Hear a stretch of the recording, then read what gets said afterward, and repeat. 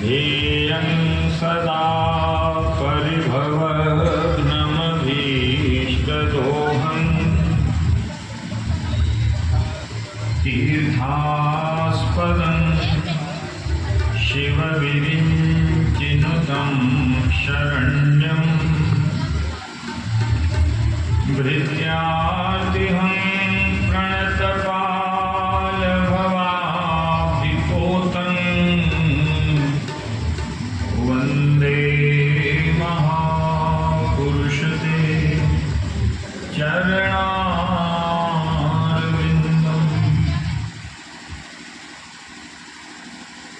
त्यक्त्वा सुदुस्त्यज सुरेप्सितराज्यलक्ष्मी धर्मिष्ठार्यवचसा यद्गादरण्यम्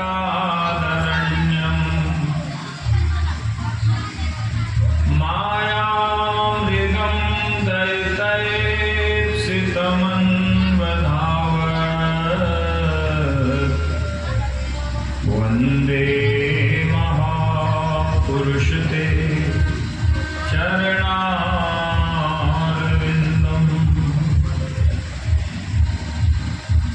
भूतैर्महद्भिर्ययिमा पुरो विभुर् निर्मायशीते जदमूसु पुरुष भुङ्क्ते गुणान् षोडश षोडशात्मक सोलं विशिष्ट भगवान् वचांसि मे नारायणं नमस्कृत्य नरं चैव नरोत्तमं देवीं सरस्वतीं व्यासं ततो जयमुदीरये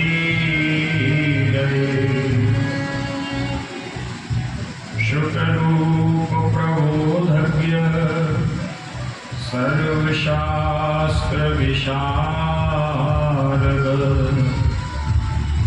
एतत्कथा प्रकाशेन मदज्ञानं विनाशय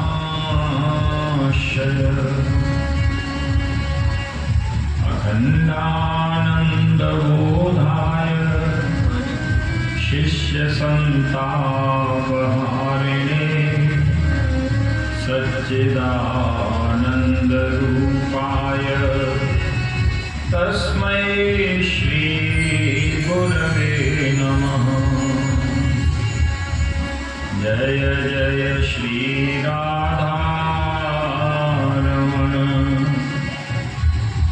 जय जय नवल किशोर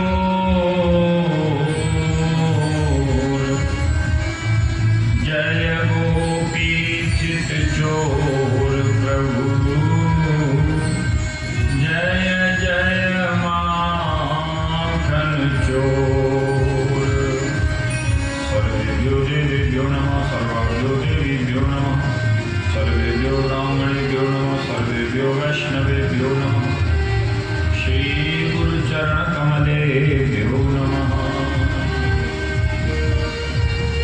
कथाक्रम के अनुसार थोड़ी देर भगवान नाम जिससे मन समाहित हो कथा में अधिकार मिले तत्पश्चात श्रीमद् भागवत महापुराण की पावन कथा में सभी लोग आनंदित होंगे। हे गोपाल राधे कृष्ण गोविंद गोविंद हे गोपाल राधे कृष्ण गोविंद गोविंद हे गोपाल राधे कृष्ण गोविंद गोविंद हे गोपाल राधे कृष्ण गोविंद गोविंद हे गोपाल राधे कृष्ण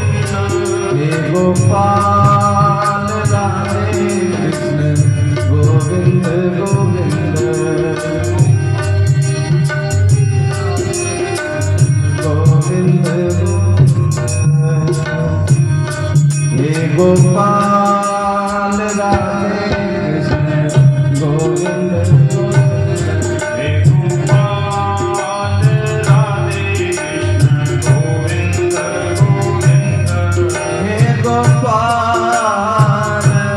नंदलाल हे गोपाल नंदलाल हे गोपाल राधे कृष्ण गोविंद गोविंद हे गोपाल राधे कृष्ण गोविंद गोविंद कृष्ण गोविंद गोविंद राधे गोविंद गोविंद कृष्ण गोविंद गोविंद राधे गोविंद गोविंद कृष्ण गोविंद गोविंद राधे गोविंद गोविंद कृष्ण गोविंद गोविंद राधे गोविंद गोविंद हे गोपाल राधे कृष्ण गोविंद गोविंद गोविंद गोविंद राधे गोविंद गोविंद हे गोपाल राधे कृष्ण गोविंद गोविंद हे गोपाल राधे कृष्ण गोविंद गोविंद हे गोपाल राधे कृष्ण गोविंद गोविंद हे गोपाल राधे कृष्ण गोविंद गोविंद कृष्ण गोविंद गोविंद राधे गोविंद गोविंद गोविंद गोविंद राधे गोविंद गोविंद कृष्ण गोविंद गोविंद राधे गोविंद गोविंद गोविंद गोविंद राधे गोविंद गोविंद हे गोपाल राधे कृष्ण गोविंद गोविंद हे गोपाल राधे कृष्ण गोविंद गोविंद बोलो गोविंद भगवान की जय बांके बिहारी लाल की जय सद्गुरुदेव भगवान की जय श्रीमद्भागवत महापुराण की जय व्यास भगवान की जय सुखदेव जी महाराज की जय वृंदावन धाम की जय यमुने महारानी की जय तुलसी महारानी की जय कथा महामहोत्सव की जय श्री जानकी नवमी की जय सर्वेभ्यो देवेभ्यो नमः।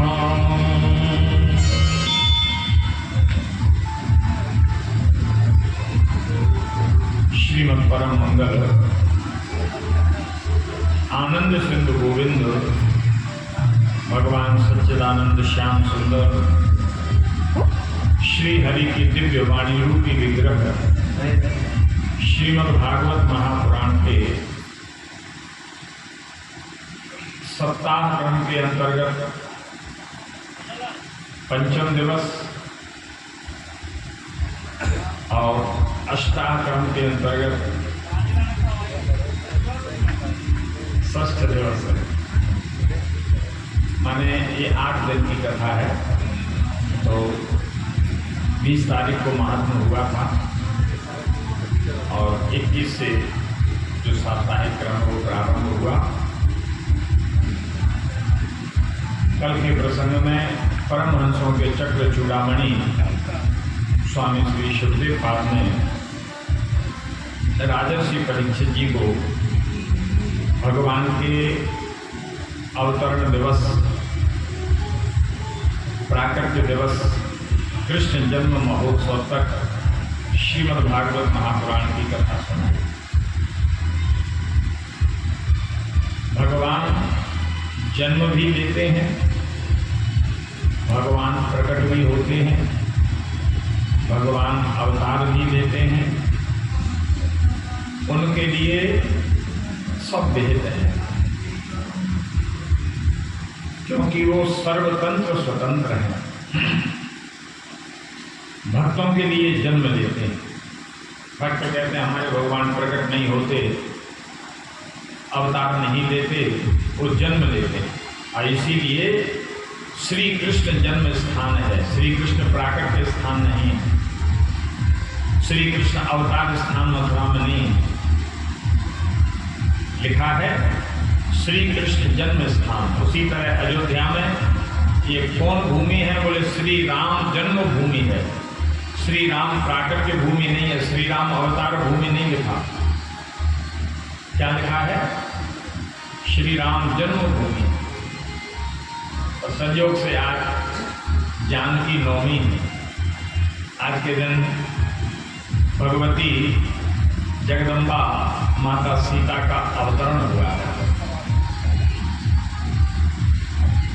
जानकी नवमी देखो, माता सीता का जो तत्व है ये विचारणीय है। थोड़ी देर किशोरी जी की चर्चा करते हैं। संयोग से याद आ गया तो जिस देवता की या देवी की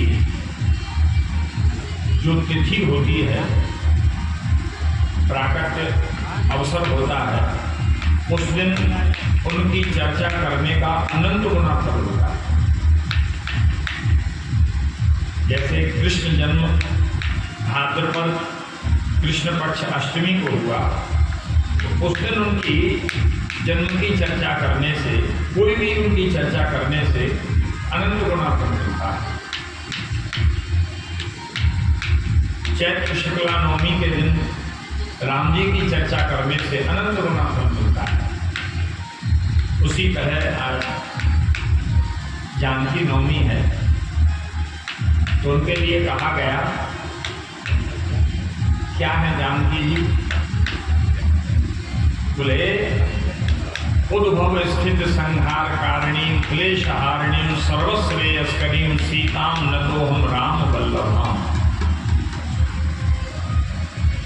गोस्वामी तुलसीदास जी ने मंगलाचरण में किशोरी जी के लिए कहा है, उद्भव स्थिति संहार कारिणी।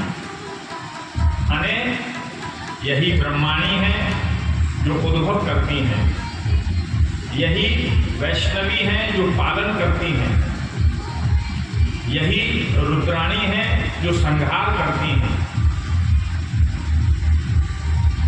उद्भव स्थिति संहार कारिणी क्लेश हारिणी, जीव के पाप तापों का हरण कर लेती हैं केवल स्मरण मात्र से। और सर्वश्रेयस्करीं,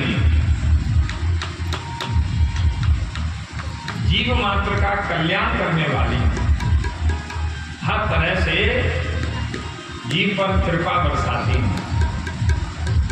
न तो हम राम वल्लभाम, ऐसी राम वल्लभा किशोरी जी, श्री जानकी जी, सीता जी के चरणों में हम प्रणाम करते हैं।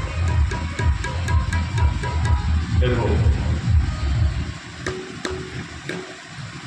कितना प्रेम था किशोरी जी का राम जी से, और उन्होंने संसार के सामने सेवा का भाव रखा। अध्यात्म रामायण में चर्चा आती है, जब भगवान श्री राम वन जाने के लिए तैयार हो गए, किशोरी जी को पता चला, सीता जी उनके पास आई, बोले प्रभु मेरे लिए क्या आ गया है? देखो ये पतिव्रता स्त्री का लक्षण है। भगवान ने कहा एक काम करो, आप माताओं की सेवा में रहो और हम बहुत जल्दी 14 वर्ष पूरे करके वापस आएंगे। तो सीता जी की इच्छा थी जाने की, क्योंकि सीता जी के बिना रावण तक कैसे पहुंचेंगे? यही तो शक्ति है, और शक्ति के बिना वो परमात्मा शक्तिमान कैसे होगा? तो सीता जी का स्वभाव देखो, उन्होंने कहा प्रभु, एक होता है व्यक्ति, एक होती है उसकी छाया। क्या दोनों अलग अलग हैं? राम जी बोले नहीं, व्यक्ति की ही छाया है। जैसे यहां से ये प्रकाश आ रहा है तो पीछे हमारी छाया पड़ रही है। यदि हम हट जाएंगे तो ना हम रहेंगे न छाया रहेगी। जहां जहां हम जाएंगे वहां वहां प्रकाश जाएगा, छाया पड़ेगी। राम जी बोले मैं समझ रहा हूं, लेकिन माताओं की सेवा भी जरूरी है। जंगल में बहुत प्रकार के कष्ट हैं, तुम्हारा जाना ठीक नहीं। तो किशोरी जी ने अपने बचपन की एक कथा राम जी को सुनाई। देखो जाने का कितना मन था, पति की सेवा करने का कितना मन था। तो जानकी जी ने राम जी से कहा, बोले प्रभु मेरी बात आप ध्यान से सुने। जब मैं बहुत छोटी थी तो एक बार अपने पिता महाराज जनक की गोदी में बैठी थी। मेरे पिता के यहाँ अनेक ऋषि मुनि, बड़े बड़े विद्वान सत्संग के लिए आते थे। महाराज जनक जैसे ज्ञानी, सुखदेव जी को भी व्यास जी ने जनक जी के यहाँ भेजा, ऐसा प्रमाण मिलता है। तो मेरे पिताजी के यहाँ, जानकी जी कह रही है राम जी से, मेरे पिताजी के यहाँ अनेक विद्वान आते थे। एक ज्योतिषी ब्राह्मण आए, ज्योतिषाचार्य थे। उन्होंने मेरी मस्तक रेखा को देखा, मैं पिता की गोदी में थी। तो मेरे पिताजी ने कहा इसके हस्तरेखा देखो, छोटी सी बालिका है, क्या इसके भाग्य में लिखा है? उस ब्राह्मण ने मेरे भविष्य को देख करके, हस्तरेखा मस्तक रेखा देख करके, और एक बात कही। प्रभु श्री राम जी ने पूछा, देवी क्या कहा? बोले उस ब्राह्मण ने कहा, बोले प्राहते विपिने वास पत्या सह भविष्यति। अध्यात्म रामायण संस्कृत में है, व्यास जी के द्वारा ही लिखी थी। तो अध्यात्म रामायण का श्लोक है। जानकी जी कहती हैं राम जी से कि उस ब्राह्मण ने मेरे पिता से कहा और मुझे संबोधन करते हुए कहा, पिता को सुनाते हुए, प्राहते विपिने वास पत्या सह भविष्यति। बेटी जब तेरा विवाह हो जाएगा तो विवाह के उपरांत ते विपिने वास, तेरा विपिन में वास होगा, माने वनवास में तुझे जाना पड़ेगा, निवास करना पड़ेगा। अकेले नहीं, पत्या सह भविष्यति, पति के साथ। सत्यवादी द्विजो भूयात् गमिष्यामि त्वया सह। जानकी जी कहती हैं, बोले प्रभु क्या आप उस ज्योतिषाचार्य ब्राह्मण की बात को असत्य कर देंगे? आप ब्रह्मण्य देव हैं, नमो ब्रह्मण्य देवाय गौ ब्राह्मण हिताय का दुनिया कहती है। आप सामर्थ्यवान हैं, कर्तुम अकर्तुम अन्यथा कर्तुम समर्थ। लेकिन उस ब्राह्मण की बात को क्या आप झुठला सकते हैं? क्या उसका ज्योतिष ज्ञान गलत है जिसने ऐसा कहा? भगवान राम विचार में पड़ गए। तो जानकी जी कहती हैं, बोले सत्यवादी द्विजो भूयात्, मैं प्रार्थना करती हूं कि वो ब्राह्मण सत्यवादी हो, उसकी वाणी सत्य हो। लेकिन सत्य होगी कैसे? बोले गमिष्यामि त्वया सह, जब मैं आपके साथ वन में जाऊंगी तब उस ब्राह्मण की वाणी सत्य होगी, अन्यथा उस ब्राह्मण की बात झूठी हो जाएगी। फिर राम जी ने कहा अच्छा ठीक है, ब्राह्मण ने ऐसा कहा। इतने पर भी सीता जी रुकी नहीं। फिर भगवान को एक उदाहरण देती हैं। बोले एक बात बताओ, रामायणानि बहुश श्रुतानि विविधै द्विजै। मैंने अपने पिता के यहाँ रामायणानि बहुश, ये आदरणीय मिश्र जी बैठे हैं, इनकी बात का उत्तर है इसमें जो आज चर्चा चल रही थी। सीता जी कहती हैं मैंने बहुत से ब्राह्मणों के मुखों से बहुत सी रामायण सुनी है। और सोचो सीता जी राम जी का चरित्र हो रहा है, यही तो रामायण है। लेकिन सीता जी क्या कहती हैं? रामायणानि बहुश,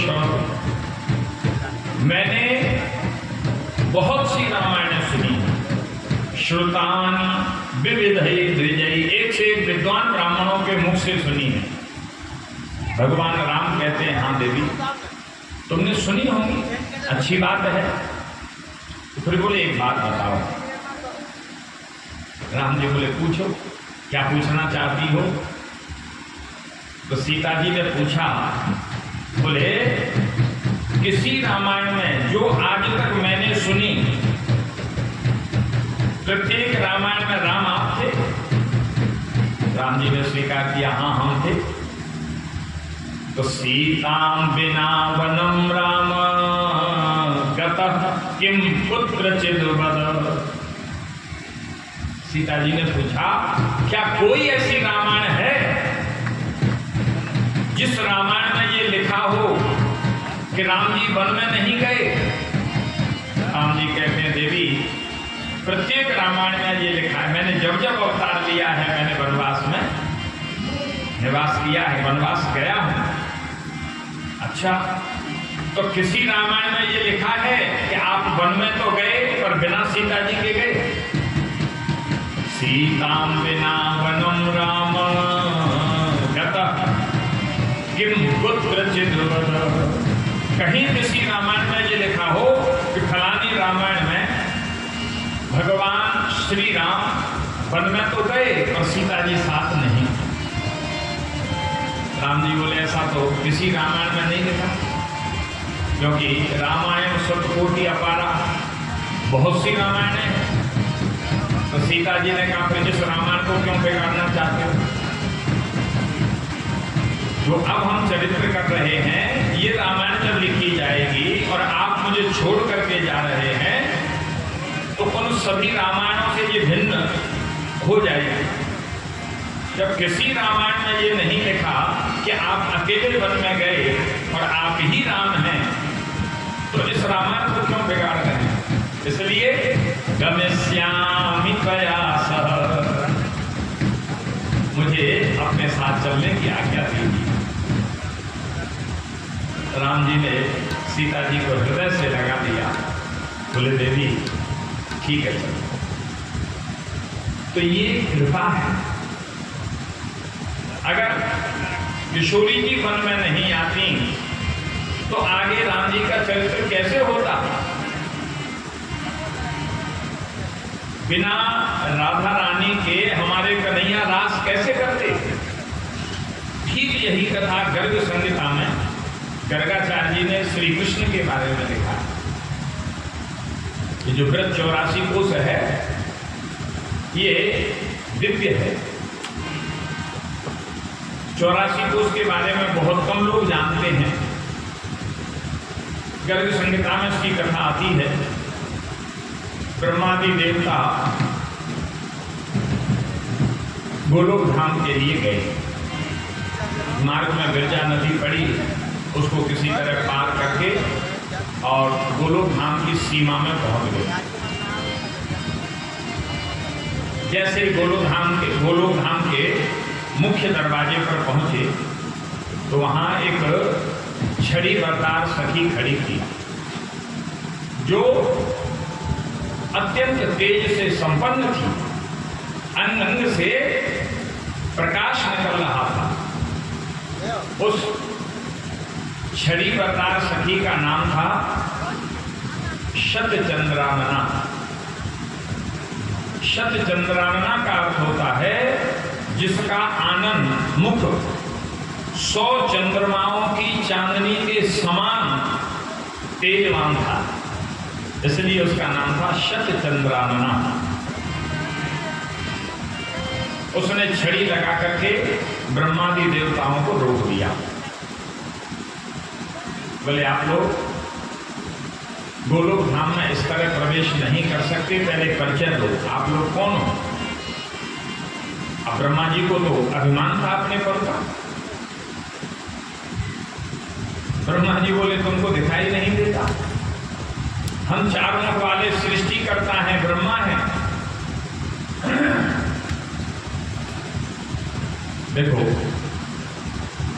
भगवान के धाम में कामी नहीं जा सकता, क्रोधी नहीं जा सकता, लोभी नहीं जा सकता, अभिमानी नहीं जा सकता, क्योंकि ये भगवत धाम में प्रवेश के बाधक हैं।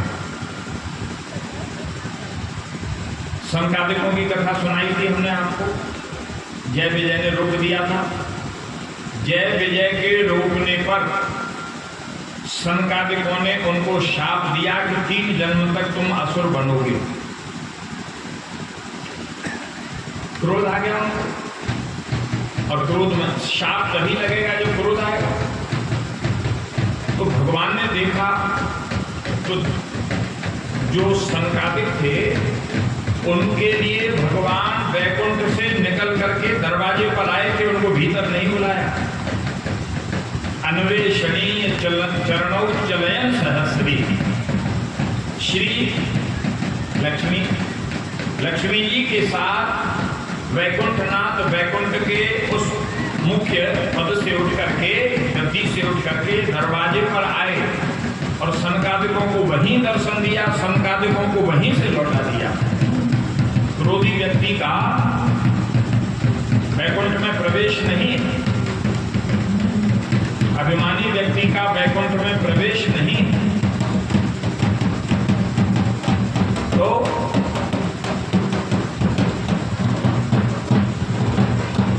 अपने बाजे बजा दो।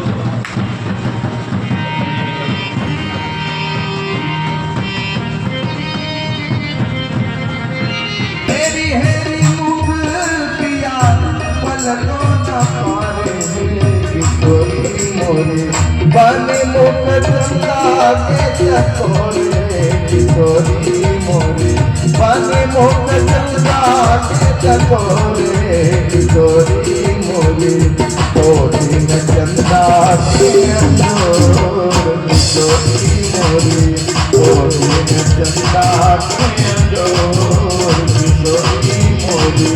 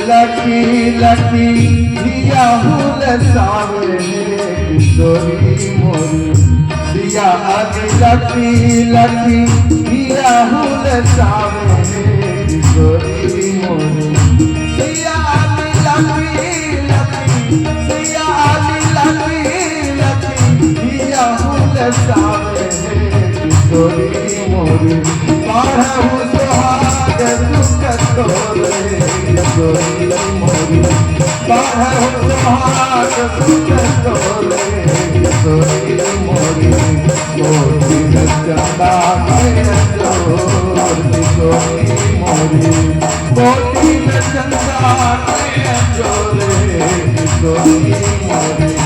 कोटि चंदा के जोर किशोरी मोरी कोटि चंदा के जोर किशोरी मोरी कोटि चंदा के जोर किशोरी मोरी कोटि चंदा के जोर किशोरी मोरी कोटि चंदा के जोर किशोरी मोरी। इसलिए इनको त्याग करना पड़ेगा। काम एष क्रोध एष रजोगुण समुद्भव, श्रीमद् भगवत गीता में वर्णन है। तो क्योंकि सनकादिकों को क्रोध आया तो भगवान सिंहासन पर बैठे नहीं रहे। क्या जरूरत थी भगवान को दरवाजे तक आने की? शापाशापी हो गई थी, अपने आप अंदर आते हो नहीं। अन्वेषणीय चरणों चलयन सहस्री, भागवत में सुखदेव जी ने वर्णन किया है। बोले लक्ष्मी जी के साथ भगवान दरवाजे पर आए और वहीं से दर्शन देकर के सनकादिकों को वहीं से विदा कर दिया। यहां ब्रह्मा जी के मन में अभिमान है कि हम चतुर्मुख ब्रह्मा हैं, सृष्टि करता है। तो शत चंद्रानना सखी ने उनको मुख्य दरवाजे पर रोक दिया। बोले आप परिचय दीजिए। ब्रह्मा जी ने कहा हमें नहीं जानते, हम सृष्टि करता है, चतुर्मुख ब्रह्मा है, ब्रह्मांड के ब्रह्मा है। शत चंद्रानना ने पूछा आप किस ब्रह्मांड के ब्रह्मा हैं? अब ब्रह्मा जी को पसीना आ गया। क्या ब्रह्मांड भी अनेक हैं? शत चंद्रानना ने कहा आप कूप मंडूक हो, कुएं के मेंढक। उसे यही पता है कि जितना बड़ा कुआं है इतनी बड़ी दुनिया है, लेकिन जब कुएं से बाहर निकलेगा तब पता चलेगा दुनिया तो बहुत बड़ी है। तो शत चंद्रानना ने ब्रह्मा जी से कहा कि ये जो बिरजा नदी देख रहे हो जिसे आप पार करके आए हो, इसमें कलिंद बिंब के समान, माने वाटरमेलन जिसको कहते हैं, तरबूज जो आजकल गर्मियों में लोग खाते हैं, बोले इस कलिंद बिंब के समान, तरबूज के समान ये जो ऊपर नीचे हो रहे हैं ये सब ब्रह्मांड हैं। जल के प्रवाह में कुछ डूब रहे हैं, कुछ तैर रहे हैं, कुछ उछल रहे हैं, कुछ, और प्रत्येक ब्रह्मांड में ब्रह्मा रहता है। ब्रह्मा जी को तो पसीना आ गया, रोमांच हो गया, इतने ब्रह्मांड? बोले हाँ। पूछा ब्रह्मा जी ने शत चंद्रानना सखी से कितने ब्रह्मांड हैं? बोले गिनती नहीं हो सकती। ब्रह्मांड निकाया निर्मित माया रोम रोम प्रति वेद कहे। गोस्वामी जी ने भी वर्णन किया।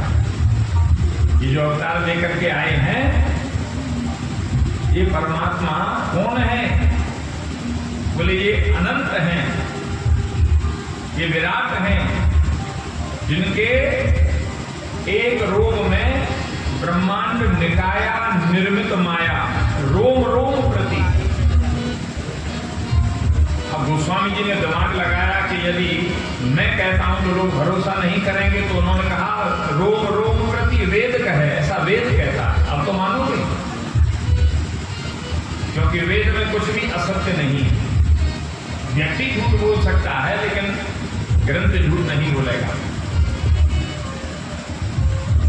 तो रोम रोम प्रति लागे कोटि कोटि ब्रह्मांड। गोस्वामी जी ने अनेक जगह वर्णन किया है। तो शतचंद्रानना सखी ने ब्रह्मा जी को बताया कि आप तो 4 मुंह वाले ब्रह्मा हैं, लेकिन अन्य अन्य ब्रह्मांडों में अलग अलग तरह के ब्रह्मा हैं। कोई 5 स्टार है, कोई 3 स्टार है, कोई 4 स्टार है, कोई बिना स्टार वाला है। माने 4 मुंह वाले भी हैं, 11 मुंह वाले भी हैं, 5 मुख वाले भी हैं, 2 मुख वाले भी हैं। ब्रह्मा जी को बात समझ में आ गई, तो जो उनको सृष्टि का ब्रह्मा बने का अभिमान था वो इस वार्ता से दूर हुआ। तब शतचंद्रानना ने कहा एक काम करो, आप यहाँ प्रतीक्षा करो, मैं भीतर जाकर के गोलोक बिहारी से आज्ञा लेकर के आती हूँ। अगर वो कहेंगे तो आप अंदर जाएंगे, माने वो दर्शन आपको देना चाहते हैं कि नहीं। ठीक है, शतचंद्रानना भीतर गई, युगल रूप में गोलोक में विहार करने वाले श्री राधा कृष्ण के चरणों में प्रणाम किया और शतचंद्रानना सखी ने गोलोक बिहारी से पूछा, बोले प्रभु दरवाजे पर किसी ब्रह्मांड के ब्रह्मा जी आए हैं, उनके साथ और भी देवता हैं, आपका दर्शन करना चाहते हैं। भगवान ने कहा देवी मैं जानता हूं, उनको भीतर ले। शतचंद्रानना सखी दरवाजे पर आई और ब्रह्मादि देवताओं को कहा, बोले आप भीतर जा सकते हैं, हमारे गोलोक बिहारी आपको दर्शन देंगे। ब्रह्मा जी भीतर गए, भगवान को साष्टांग प्रणाम किया, स्तुति की। अब क्या चमत्कार देखते हैं कि जिस समय वो स्तुति कर रहे थे ब्रह्मा जी, उसी समय नृसिंह भगवान आए और गोलोक बिहारी के श्री अंग में विलीन हो गए। ब्रह्मा जी तो आश्चर्य से फाड़ फाड़ करके देख रहे थे कि ये क्या हुआ। थोड़ी देर के पश्चात वामन भगवान आए, गोलोक बिहारी के श्री अंग में विलीन हो गए। ब्रह्मा जी देख रहे हैं, बड़े चमत्कार की बात है। प्रभु श्री राम आए और अकेले नहीं आए, चतुर्व्यूह रूप में आए, राम लक्ष्मण भरत शत्रुघ्न, और गोलोक बिहारी के श्री अंग में विलीन हो गए। माने भगवान के जितने अवतार थे वो सब आए और गोलोक बिहारी श्री कृष्ण के दिव्य विग्रह में विलीन हो गए, समाहित हो गए। ब्रह्मा जी को समझ में आ गया कि ये अवतारी हैं और जितने हैं सब इन्हीं के अवतार हैं। इसलिए भागवत में लिखा है, बोले ये साक्षात भगवान श्री कृष्ण ही हैं जो सदैश्वर्य संपन्न है। यद्यपि भगवान शब्द भगवान के अवतारों के लिए भी प्रयुक्त हुआ था। तो यहां ब्रह्मा जी को यह समझ में आ गया।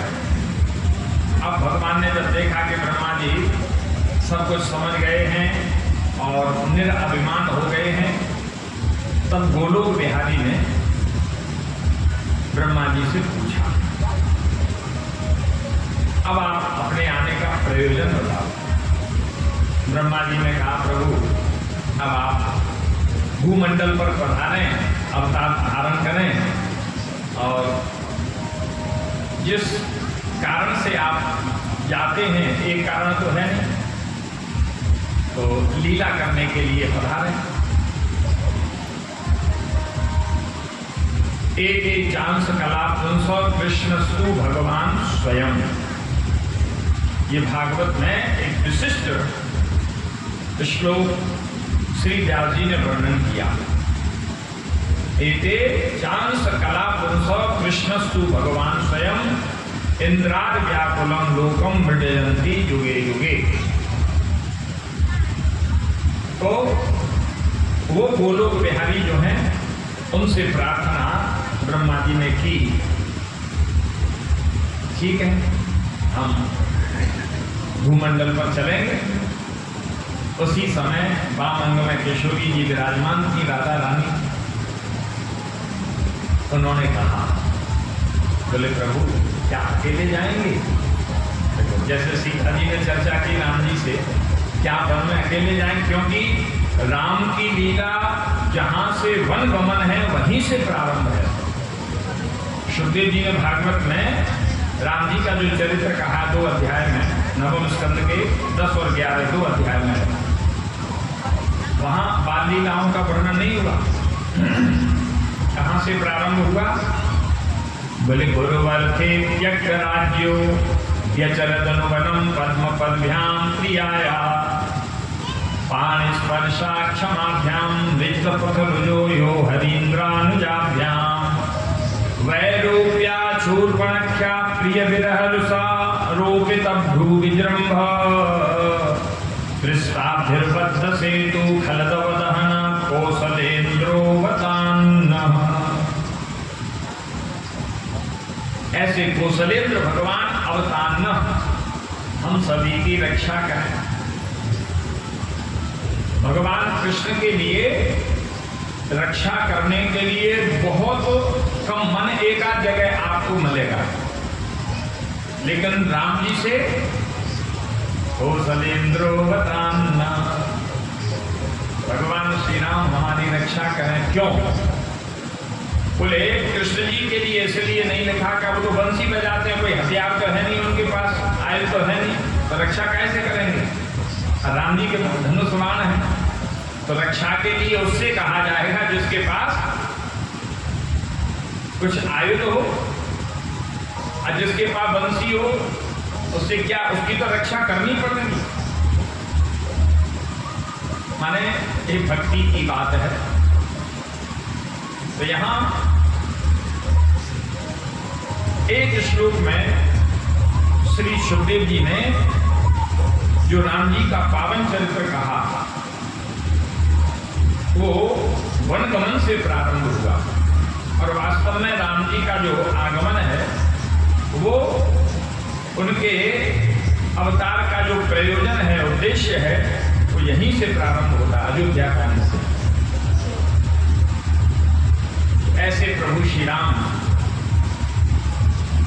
सीता जी के कहने पर उन्हें साथ ले जाते। यहाँ राधा रानी ने जब ब्रह्मा जी ने स्तुति कर ली और आने का प्रयोजन बता दिया, और भगवान गोलोक बिहारी श्री कृष्ण जाने को राजी हो गए, ठीक है हम अवतार लेंगे, तब किशोरी जी ने कहा क्या अकेले जाएंगे? भगवान ने कहा तुम बताओ तुम क्या कहना चाहती हो? तो राधा रानी ने कहा, बोले मुझे नहीं ले जाओगे तो लीला कैसे करोगे? एकाकी न रहते, अकेले क्या करोगे? कैसे रमण करोगे? कोई तुमको राधा वल्लभ कैसे कहेगा जब राधा होगी नहीं साथ में? तुमको राधा रमण कौन कहेगा? राधा रानी साथ में तो हो, तब तो राधा रमण हो, तब तो राधा वल्लभ हो। भगवान बोले ठीक है तुम भी चलो। माने ये कृपा है, भक्तों को कृपा प्रसाद वितरित करने के लिए किशोरी जी ने अपनी ओर से श्री कृष्ण से कहा। जब राजी हो गए तब राधा रानी ने कहा सुनो मैं ऐसे नहीं जाऊंगी, मेरी शर्त है। भगवान कृष्ण पूछते हैं क्या शर्त है बताओ? बोले यत्र वृंदावनम नास्ति यत्र नो यमुना नदी यत्र गोवर्धनो नास्ति तत्र मे न मना सुखम। माने राधा रानी कहती हैं श्री कृष्ण से, बोले प्रभु मैं चलूंगी पर मेरी शर्त यह है कि जहां पर वृंदावन नहीं है, वृंदावन माने तुलसी का वन, जहां यमुना जैसी पवित्र नदी नहीं है, यत्र नो यमुना, ये गर्भ संहिता का श्लोक है गोलोक खंड का। जैसे इसमें स्कंद है भागवत में, जैसे उसमें खंड है, वृंदावन खंड, मथुरा खंड, गोलोक खंड, जहाँ जहाँ की कथा है उसी के नाम पर खंड दिए हैं। तो किशोरी जी कहती हैं जहाँ जमुना जी नहीं है, जहां गिरिराज नहीं है, जहां वृंदावन नहीं है, तुलसी का समूह नहीं है, तत्र मे न मन सुखम, वहां मेरे मन को सुख नहीं मिलता। भगवान बोले ठीक है, आपको भी ले चलेंगे और ये गिरिराज जी, ये जमुना जी, इनको भी यहां से ले चल रहे। लिखा है वेद नाग क्रोश भूमि, वेद होते हैं 4, नाग होते हैं 8, और ज्योतिष के अनुसार अंगानाम वामतो गति, 8 पहले रखा, 4 उसके आगे रखा, 84 क्रोश माने कोष, 84 कोष भूमि जो ब्रज भूमि है, ब्रज 84 कोष, ये गोलोक धाम से राधा रानी की प्रसन्नता के लिए श्री कृष्ण लेकर के आए, इसलिए ये अलौकिक है और दिव्य भूमि है, इसलिए 84 कोष ब्रज की परिक्रमा होती है। और श्री कृष्ण ने वहीं पर ये सब लीलाएं, तो ये प्रसंग इसलिए सुनाया कि जैसे सीता जी ने राम जी से सब कथा सुना करके और उनको विवश कर दिया कि मुझे साथ ले चलो, उसी तरह राधा रानी ने भी शर्त देकर के और श्री बांके बिहारी कृष्ण के साथ गोलोक धाम से इस भूमि पर पधारी। अब हम कहते हैं कि ये उनकी कृपा है, वास्तव में कृपा है। देखो गोलोक धाम में कितने ठाकवार से श्री राधा कृष्ण रहते हैं, साकेत में किशोरी सीता जी के साथ राम जी कितने ठाकवार, सब व्यवस्था वहां पर है। तो कोई ठाकवार छोड़ करके और जंगल में घूमने आएगा, 14 वर्ष का वनवास काटेगा, सीता जी के वियोग में रोएगा धोएगा? ये उनकी कृपा है जीवों पर। नारद जी ने ये बात भी अध्यात्म में पूछी, अध्यात्म रामायण में नारद जी ने एकांत में राम जी को पा करके ये बात पूछी, बोले आप सीता जी के वियोग में इतना रोए धोए सब क्यों किया, क्या जरूरत थी? अपने धाम में ठाकवार से रहते, बढ़िया समय पर सब कुछ मिल रहा है, पार्षद स्तुति कर रहे हैं, भोजन पानी टाइम से मिल रहा है, क्या जरूरत है हम भटकने, क्यों उतार लेते हो? भगवान राम मुस्कुराए, बोले नारद जी सुनो, यदि मैं वहां से उतर करके, अवतार लेना माने उतरना, अवतरण, अपने धाम से, साकेत धाम से उतर करके यहाँ चरित्र नहीं करता, लीला नहीं करता, तो ये ग्रंथ कैसे बनते? नारद जी ने कहा कि ग्रंथ बनने से क्या हुआ? अरे ग्रंथों में मेरी लीला लिखी है, ब्राह्मण इन ग्रंथों को पढ़ेंगे, पढ़ करके लोगों को सुनाएंगे। तो नारद जी बोले इससे क्या होगा? तो भगवान श्री राम कहते हैं, बोले मुक्ति स्यात् अप्रयासेन, अध्यात्म रामायण ये सबसे बढ़िया साधन है। बोले बहुत प्रयास नहीं करना और मुक्ति मिल जाएगी। जो आपके इन ग्रंथों को एक श्रेष्ठ ब्राह्मण के मुख से सुनेगा, देखो इसीलिए भागवत में ये शर्त है कि कथावाचक ब्राह्मण ही होना चाहिए। विरक्तो वैष्णवो विप्र वेद शास्त्र विशुद्धिकृत दृष्टांत कुशलो धीरो वक्ता कार्योति निष्प्रभ। अब कलयुग का ऐसा प्रभाव हो गया कि महिलाएं कथा कर रही हैं, ब्राह्मण से इतर जाति के लोग कथा कर रहे हैं।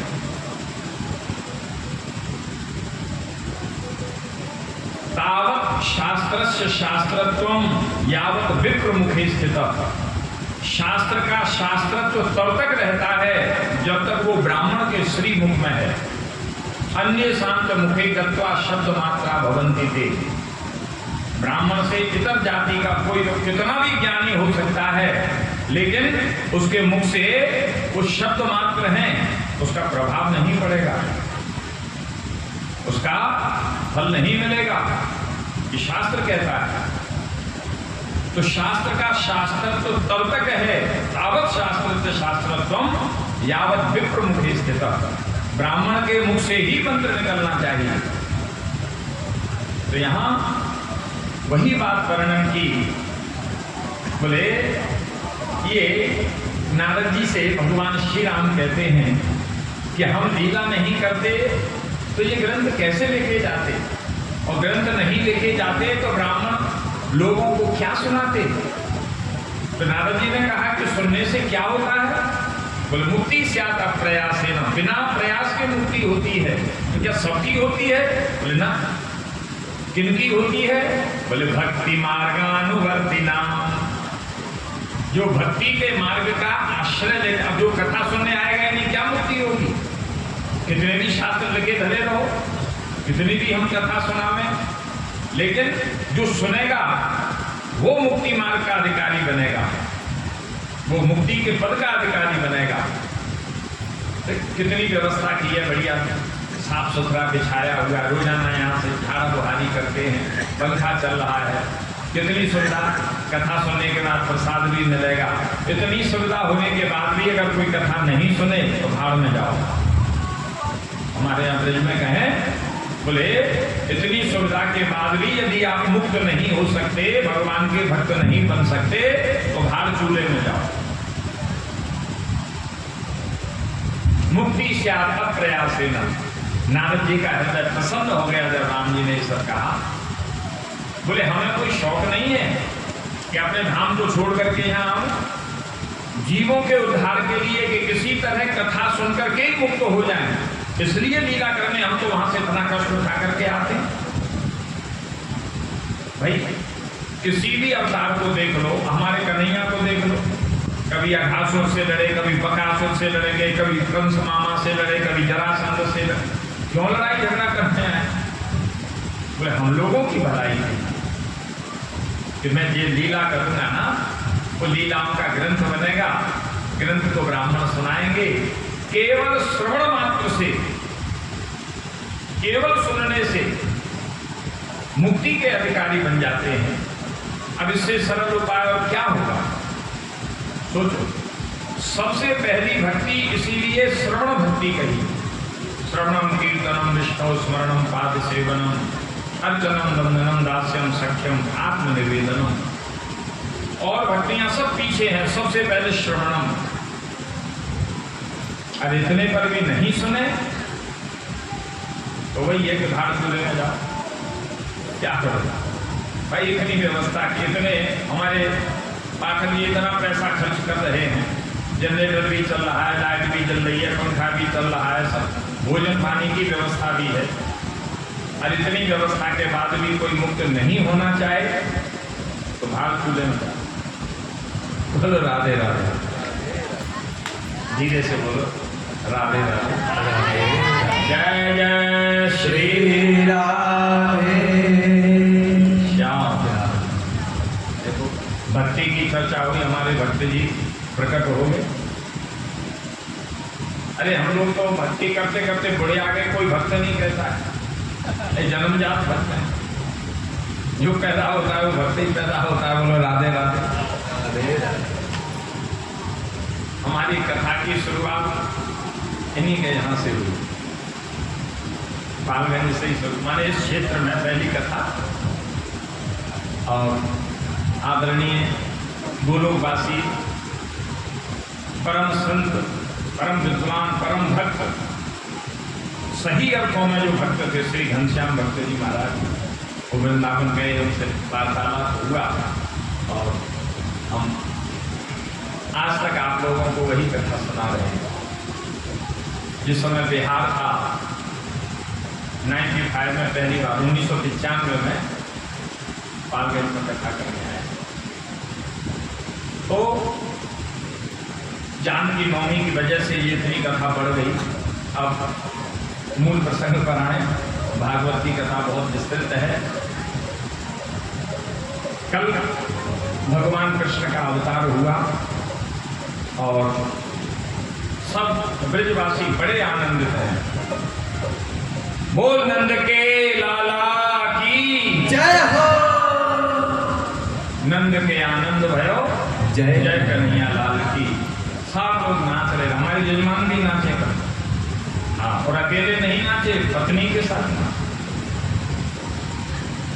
देखो, भगवान के जन्मोत्सव में हम कौन हैं, क्या हैं, कितने बड़े हैं, कितने विद्वान हैं, ये भान नहीं रहे, वही आनंद है। आनंद में व्यक्ति सब कुछ भूल जाता है। नाचत तरुण वृद्ध और बालक गोरस कीच मचाई। राम जी जब प्रकट हुए थे तो बच्चे भी नाच रहे थे, जैसे कल यहां नाच रहे थे। नाचत तरुण वृद्ध और बालक, बूढ़े भी नाच रहे और जवान तो नाचते ही हैं। अरे यहां नहीं नाचोगे तो संसार में नाच रहे, तो संसार से नाचना तो अच्छा है, भगवान के आगे नाचो। सबई नचावत राम गोसाई, गोस्वामी जी ने लिखा, सबई माने सबको, कोई नहीं बचा। कोई पत्नी के कहने से नाच रहा है, कोई पुत्री के कहने से नाच रहा है, कोई बेटे के, नाच सब रहे हैं। नाचना माने भटकना, लेकिन सच्चा नाच भगवान के सामने। घर में बेटे का विवाह है तो बैंड के आगे नाचता है कि क्यों नाच रहा है भाई? अरे बोले खुशी है। तो भगवान के प्राकृतिक की खुशी सबको। अब विचार करो, जिस समय हमारे ब्रज में भगवान श्री कृष्ण का अवतार सचमुच को हुआ था, द्वापर युग के अंत में, क्या आनंद रहा होगा। जब कथा के माध्यम से यहाँ लोग आनंदित हो जाते हैं, तो वास्तव में उसका नाम आनंद है। इसीलिए ब्रजवासी कहें, नंद के आनंद भयो जय जय कन्हैया। नंद के छोरा ना भयो, नूनू बुतरू ना भयो, का भयो? आनंद भयो। नंद के आनंद भयो, मूर्तिमान आनंद है वो। जैसे ही यशोदा जी के द्वारा जो कन्या प्रकट हुई थी, वसुदेव जी उसे लेकर के मथुरा गए और पहरेदारों ने बताया कंस को, बोले महाराज बालिका हुई है। उसने कहा हो सकता है यही काल हो। फिर भी उसे थोड़ा सा संदेह हुआ और उसने कहा, भागवत में लिखा है, बोले दैवम अपि अनृतम भक्ति नमर्याय केवलम। कंस कह रहा है, बोले मैं समझता था कि मनुष्य ही झूठ बोलते हैं, देवता भी झूठ बोलते हैं। आकाशवाणी ने तो कहा था कि 8वां गर्भ मेरा काल होगा तो पुल्लिंग होना चाहिए। ये स्त्रीलिंग कैसे हो गया? ये कन्या कैसे आ गई? अब उसे क्या पता कि जो प्रकट हुआ था वो तो गोकुल में पहुंच गया, मैंने रात में लीला हो गई। और जो गोकुल में देवी प्रकट हुई थी, योग माया, वो यहां पर आ गई। ये भगवान की लीला है। या योग माया जनि नंद जाया। योग माया ने, जिनको हम विंध्याचल निवासिनी भगवती जगदम्बा कहते हैं, कि वही, और दुर्गा सप्तशती में भी इनका वर्णन है। यशोदा जी के यहाँ प्रकट हुई।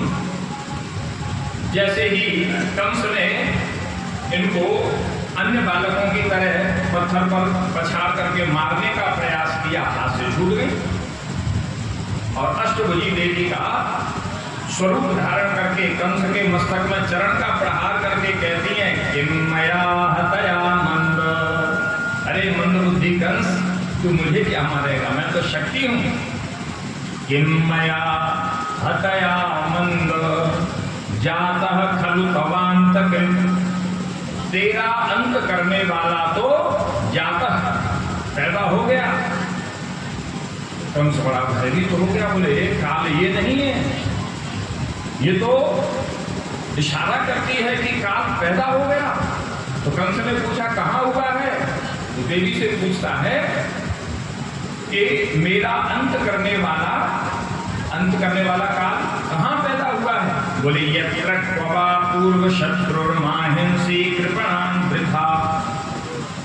यत्र क्वबा, जहां कहीं ब्रज में पैदा हुआ है, स्थान नहीं बताया। यत्र क्वबा पूर्व शत्रु माहिंसी कृपणाम वृथा। अब कंस को बहुत बड़ा झटका लगा कि इतनी व्यवस्था करने के बाद, इतनी पहरेदार रखने के बाद, ये वसुदेव देवकी पर कितनी नजर हमने रखी, फिर भी